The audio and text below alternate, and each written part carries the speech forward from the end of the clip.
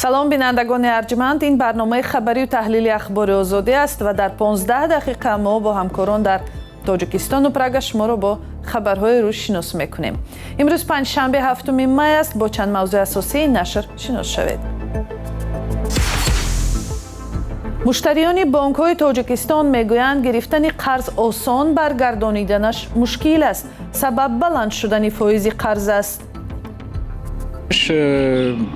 یگان مشکلی نداشتم، همش وقت به وقت میگردوندم. حاضر کمک چه بگم مشکلی شده است. دونالد ترامپ رئیس جمهور آمریکا خوشبین است که در پی گفتگوهای بسیار خوب احتمال سازش صلح با ایران نزدیک آمده است. نمونه های معروف و آشنای ارژنگ و کاشیکاری های بیناهای دوران شوروی دوشنبه هم از بین برده می شوند. همین چیزا مزایی که موضوع رشتودگی اگر اینا اکورات نگیرید همونا با جوش بمانید با بسیار خوب میشه. دونالد ترامپ رئیس جمهور آمریکا شب گذشته گفت که پس از گفتگوهای بسیار خوب در 24 ساعت گذشته احتمال دست یافتن به سازش با ایران برای پایان دادن به جنگ بسیار زیاد است. ایران گفته است که پیشنهادهای آمریکا را بررسی دارد و پاسخش را توسط پاکستان، کشور میانجی در مذاکره‌های صلح بین واشنگتن و تهران ارائه خواهد کرد. جزئیات اخیر را همکارم مومن احمدی گزارش می‌دهد. ایران روزی چهارشنبه گفت که پیشنهاد نوی آمریکا را بررسی دارد. این خبر بعد آن نشر شد که برخی منبع‌ها در واشنگتن و تهران گفتند دو طرف سر یک یادداشت تفاهم درباره شرط‌های ختم جنگ به سازش نزدیک شدند. خبرگزاری ایرانی ایسنا به نقل قول از سخنگوی وزارت کارهای خارجه ایران گفت تهران پاسخ خود را توسط پاکستان میرساند که میزبان یک مذاکرات صلح بود و میانجیگری اساسی در بین دو طرف است. دونالد ترامپ رئیس جمهور آمریکا در یک بیانیه در شبکه‌های اجتماعی گفت جنگ در صورت خاتمه می‌یابد که اگر ایران آن چیزی را باید بدهد که موافقه شده است. او تفصیلات نداده است. از این پیش منابع در پاکستان هم خبر رسانه‌های آمریکا درباره به ایران پیشنهاد شدن یادداشت تفاهم ختم جنگ را تصدیق کردند. منبع‌ها گفتند همزمان با یادداشت تفاهم موضوع باز کردن راه کشتی‌ها در تنگه هرمز، برداشته شدن تحریم‌های آمریکا و محدود کردن فعالیت اتمی تهران هم باید بررسی شود. یک منبع رویترز در پاکستان گفت ما به زودی به نتیجه می‌رسیم. خیلی نزدیک آمدیم، ولی مراجعت خبرنگار آژانسی به مقامات آمریکا و ایران برای شرح این خبرها به جواب مانده است. در همین حال واکنش بازارهای جهانی به خبرهای اخیر احساس شد و نرخ نفت یک بار پایین آمد و امیدواری‌های را درباره به نظم آمدن بازار نفت و گاز جهان به میان آورد. پیش از شروع نزاع تخمیناً 20% نفت و گاز مایع توسط تنگه هرمز به بازارهای جهانی می رسید. در روز اول حمله به ایران در روز 28 فوریه ایران این راه را بست. ماه اپریل امریکا راههای کشتی‌های ایرانی به بندرهای این کشور و از آن بیرون را بسته بود. در تاجیکستان سال‌هاست درباره بالا بودن فایز و بهره قرض بانک‌ها شکایت زیاد است. به گفته مشتریان گرفتن قرض آسان است، اما برگردانیدن آن بسیار مشکل، چون باید از آن پولی که گرفته بسیار زیادتر برگردانی. سبب چیست که بانک‌های تاجیکستان با بهره پایان‌تری به مشتریانشان قرض نمی‌دهند تا کار آنها نیز حل شود، اقتصاد کشور هم پیشرفت کند؟ گزارش امیر سیف و علیشیر ظریفی در همین باره است. امید تیراندوز ساکن شهر دوشنبه از بانک بیشتر از 100,000 سومانی قرض گرفته ماشین خریده است تا با تقصیرآمیز زندگی را پیش برد. بهره و فایز قرضش 23% است که وادارش میکند شب و روز کار کند. پیش یگان مشکلی نداشتم، همش وقت به وقت میگردوندم. حاضر کمک چه بگم مشکلی شده است. کمک وزمین‌تر بسیاری بانک‌ها فایزشون یکم 23 خیلی هستند که بانک‌های 2-3 فایز فرق میکنند. امید میگوید حالا مردم از قرض‌های بانکی میترسند، زیرا آنها بلند هستند و دیری در پرداختشون میتواند کس را از مال و منالش محروم کند. ماشین خود او هم در گرو بانک است. баҳраи фоизи қарзҳо дар бонкҳои тиҷоратӣ ки нахостанд мавзӯъро шарҳ диҳанд, вобаста ба моҳлати баргардонидан шарту шароити дарёфти он ва собиқаи молии муштарӣ гуногун аст. масъалаи поён овардани дарсади қарзҳои бонкӣ 29 апрел дар ҷаласаи ҳукумати Тоҷикистон садо дод. Президент Эмомалӣ Раҳмон ба коҳиши фоизи қарзҳо ва дарозтар кардани муҳлати пардохт дастур дод.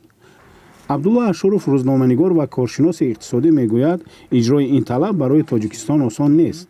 аз сабаби он ки дар Тоҷикистон маблағҳои дарозмуддат мисли ширкатҳои суғурта, ширкатҳои нафақаи хусусӣ ки миллиардҳо долларе дошта бошанд ки мардум онро барои 20 сол 30 сол сармоягузорӣ кардааст, чунин маблағҳои дарозмуддат вуҷуд надорад. бинобар ин ҳамаи бисёри маблағҳо кӯтоҳмуддатанд.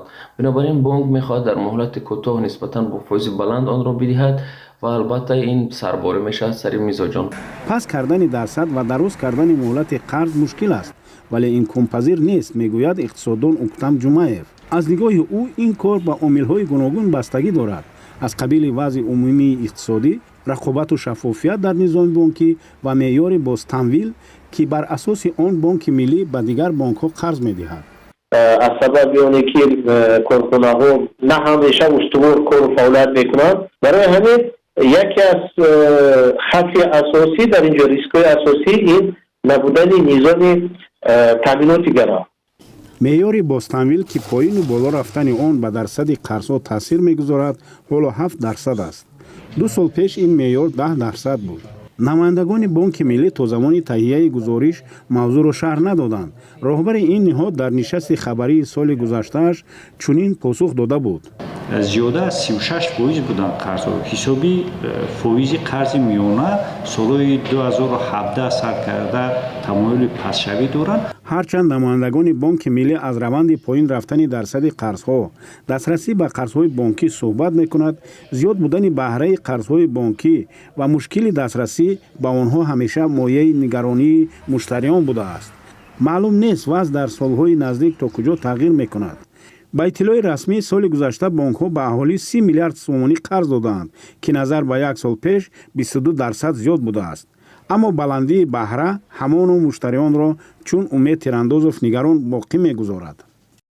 салом, агар хату хабар мехоҳед мо дорем. навиди бомдодӣ, сархати хабарҳо, ахбори Тоҷикистон ва ҷаҳон, гузоришҳо ва таҳлилҳо. чӣ мегузарад ва чаро? донистан фаҳмидан аст.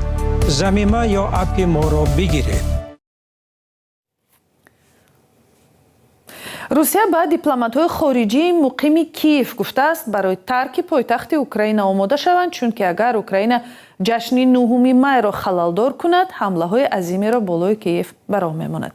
ҷанги Русия дар хоки Украина беш аз 4 сола аст давом дорад ва ҳамакнун на танҳо сарбозони рус, балки украинӣ ҳам аз таъминоти номуносиб шикоят мекунанд. аз ҷумла хешовандони сарбозони украинӣ ки дар наздикии Купянск хидмат мекунанд дар ин бора гуфтанд. тафсилот аз Тоҳири Сафар. дар аксҳое ки дар интернет паҳн шуданд, сарбозони украинӣ хаставу бениҳоят лоғар ба назар мерасанд. зери матлабе дар фейсбук ҳамсари яке аз ин сарбозон гуфтааст ки ӯ гоҳ аз гуруснагӣ беҳуш мешавад. сарбозони воҳиди низомии 14 Украина аз норасоии ғизо, об, бензин дар дидбонгоҳашон воқеъ дар Купянск хабар доданд. аз моҳи январ обу ғизои ин сарбозон тақрибан тамом шудааст. наворе дорам ки онҳо барфро об карда менӯшанд, дигарон оби боронро ҷамъ мекунанд. мо ба вазорати дифоъ ва телефонҳои боварӣ занг задем, аммо касе ҷавоб надод.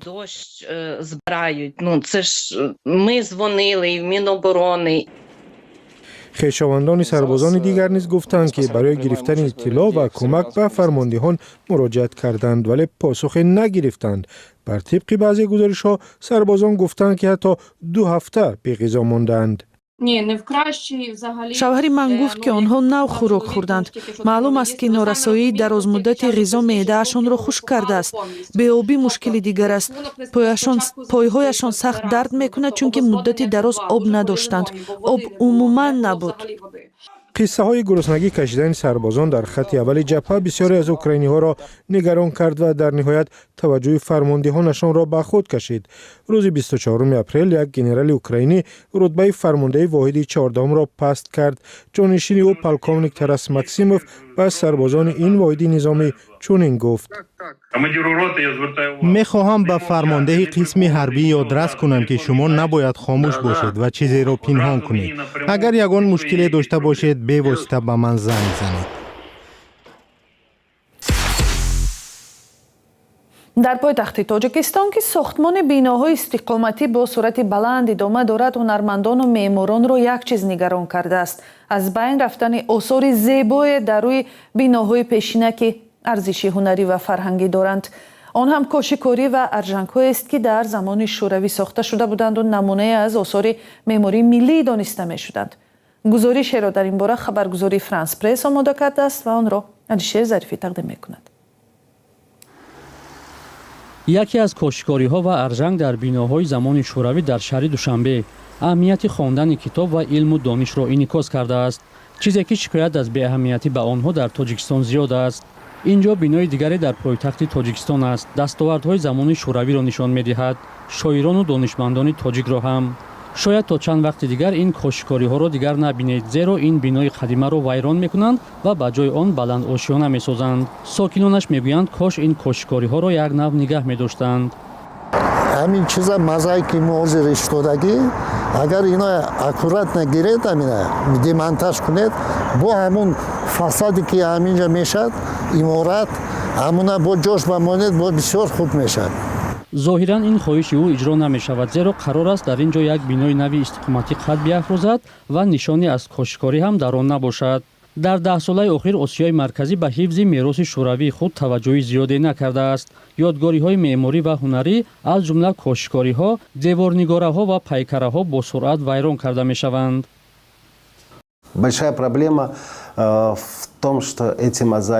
مسئله کلان همین کاشیکاری‌ها در بیناهای استقامتی هستند. می‌دانید که حالا در ما شهرسازی در اوج است. مشکل آن است که کندن ارژنگ و در دیگر جای چسباندن آنها امکان ناپذیر است.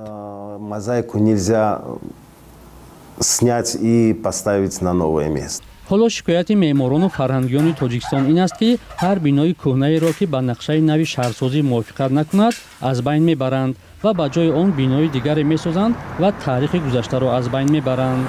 نه تنها در تاجیکستان بلکه در دیگر کشورهای آسیای مرکزی عین کار ادامه دارد. 5 کشور سابق شوروی 35 سال پیش صاحب استقلال شدند و از آن زمان بعد سیمای شهرهای آنها به یک آمیخته بینظمی بیناهای بلندآشیانه نو، نئوکلاسیسم دوران استالین، کلبه‌های ویران و ساختمان‌های ناتمام تبدیل یافته است، از جمله در قرقیزستان. هدف بسیاری از کاشیکاری‌های زمان شوروی رسانیدن یک ایدئولوژی بود. دعوت به چیزی بود، ولی مهم ارزش هنری آنهاست. از این کاشیکاری‌ها انسان احساس هنر، هماهنگی و در عموم احساس زیبایی می‌گیرد. خبرگزاری فرانس پرس میگوید این بازسازی‌های معماری با انگیزه‌های ایدئولوژی صورت می‌گیرد تا برای عقیده‌های باقی مانده شوروی جای نگذارد. رهبران کشورهای منطقه که همه قدرت را به دست گرفتند، خود را بنیادگذاران دوران نو معرفی می‌کنند و میراث خود را با رمزهای نو قدرت استوار می‌سازند. و یک خبر: یک زن 37 ساله ساکن جماعت ووروخ اسفره را برای به خودکشی رسانیدن همسری برادرش به 4 سال زندان محکوم کردند. در قرار دادگاه آمده است این زن نسبت همسر برادرش مناسبت دغلانه نشان داده او را منتظم تحقیر میکرد و شأن و اعتبارش را در نزد دیگر اعضای عائله پست میزد. زنی محکوم شده اتهام اعلان شده را در دادگاه رد کرده خود را بیگناه گفته است، اما دادگاه شهر اسفره میگوید سنجش تلفنی زنی فوتیده نشان داد که او از مناسبت بدی خواهرش به شوهرش شکایت کرده بوده است. در اساس قرار دادگاه زنی محکوم شده 4 سال زندان را در زندان نظامش عمومی сипарӣ хоҳад кард. ин бори аввал нест ки занҳо дар пайи муносибати бади хушдоман ё дигар аъзои оилаи шавҳар қасди ҷони худ мекунанд. ва бинандагони арҷманд 15 дақиқае ки дар ихтиёр доштем ба поён мерасад. ташаккур ки бо мо будед. барои огаҳӣ аз охирин хабарҳои Тоҷикистону ҷаҳон метавонед ба сомонаи радиои Озодӣ ворид шавед. ҳамчунин матолиби нави худро